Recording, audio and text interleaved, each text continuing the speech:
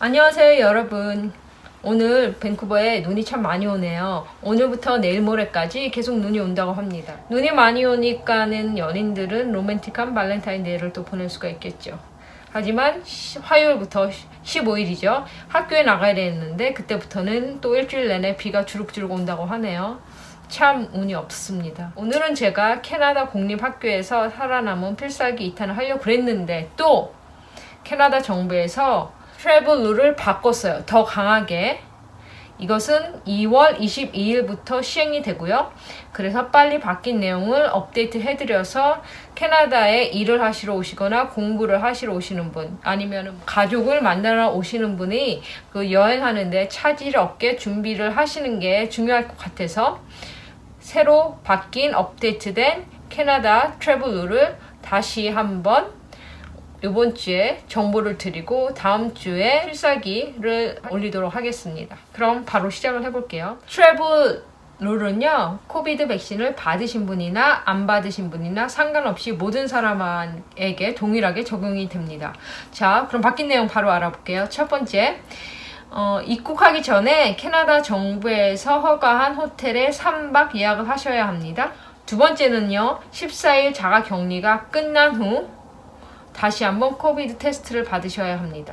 그럼 제가 다시 한번 처음부터 끝까지 쭉 트래블 룰에 대해서 정리를 쫙 한번 해드릴게요. 첫 번째, 캐나다 입국하기 전입니다. 캐나다 입국하기 전에는요, Arrive Can 어플을 설치하신 후에요, 연락처와 자가격리 계획서를 제공하셔야 합니다. 그 후 캐나다 정부에서 승인한 호텔에 3박을 예약하셔야 합니다. 두 번째, 출국 전 72시간 내에 시행한 코비드-19 PCR 검사를 받으시고 음성 확인서를 제시하셔야 됩니다. 세 번째는요, 비행기 탑승 전인데요, 항공사에 따라 공항에서 그 체온을 측정할 수 있습니다. 네 번째는요, 캐나다에 도착 후입니다. 자, 이게 또 중요하겠죠?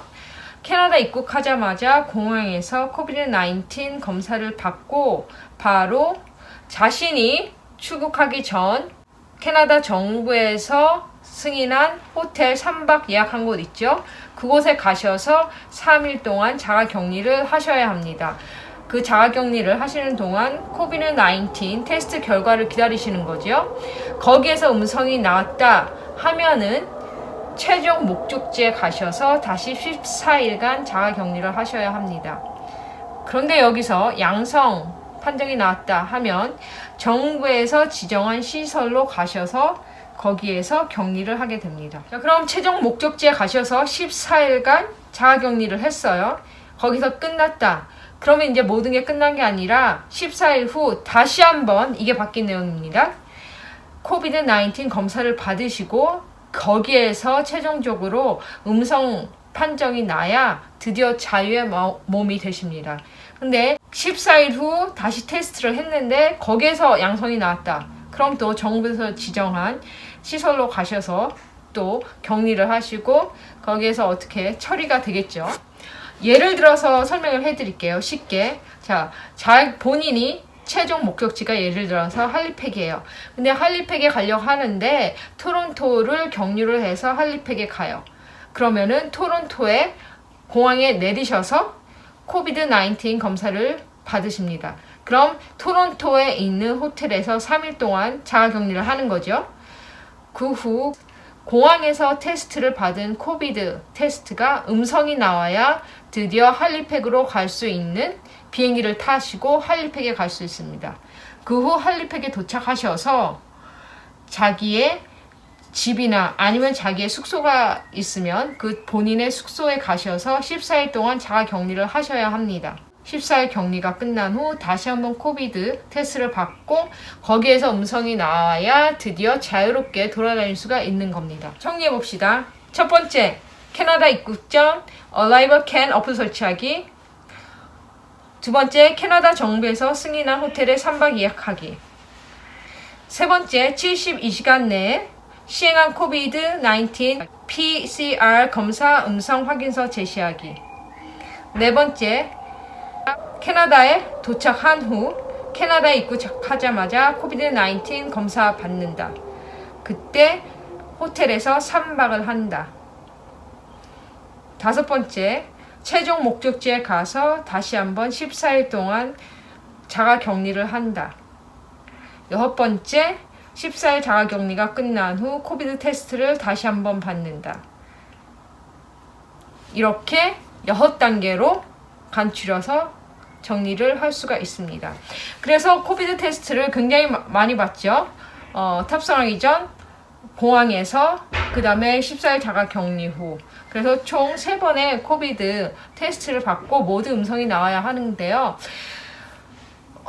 중요한 거 빼먹었네요. 자, 호텔비하고 코비드 검사비는 본인이 부담을 하셔야 되고요. 최소 $2,000입니다. 최소. 그러니까 $2,000 플러스 알파가 붙는 거죠.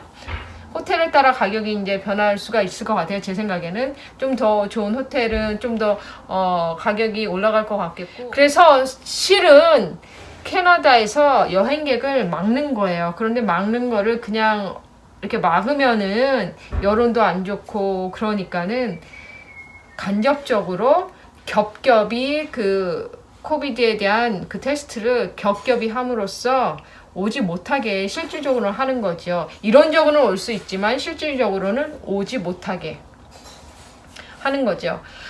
일부 캐나다 국민들은 찬성하는 사람이 많은 것 같아요. 주위에 보면은. 근데 또 일부는 반대를 하고. 왜냐면은 제가 항상 그랬죠. 캐나다는 언제나 세이프티를 중요시 생각한다. 그래서 사람들이 국경을 열거나 그러는 거를 아직 반대해요. 반면에 유럽은 여행하거나 국경을 막는 거를 반대를 하죠. 캐나다는 국경을 여는 거를 반대를 합니다. 그럼 다음 주에 아니면 빠른 시간 내에 캐나다 국립학교에서 살아남은 필살기 2탄 올려드리겠습니다. 그럼 나중에 봐요. 빠이. 구독, 좋아요, 알람 눌러주세요.